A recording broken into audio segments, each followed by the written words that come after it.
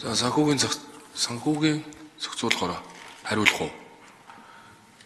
Одоо мэргэжлийн хөрөнгө оруулагч нар бэлнэ.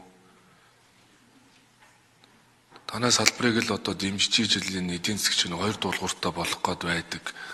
Та нар одоо хичээмээр байдаг. Би очноо санхүүгийн зохицуулах оронд. Хууль давсан журмуудыг цэгцлийгээд би очихоор өмнө нь засгийн газар бидний ажилд орохгүй гэд намайг эдийн засгийн сайд багт нэг хавтуулдаг байсан. Одоо болох болов их хурлын дарга болсон юм чи. Тэгээ би бас ажлын хэсгийнхэн төлөө бямц цогт даргач хэлж байна.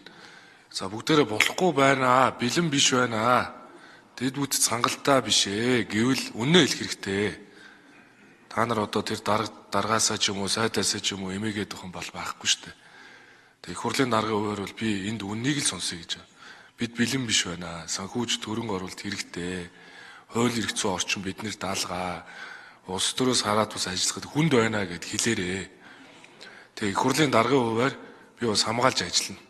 Та бүхний үнэн үгийг бол за зарчимтай шудраг үннээ яриад байвал хамгаална. Тэрс энд ингээ бүхэн болж байгаа юм шиг ярихаар хаана ингээд би хуураад нь шүү дээ.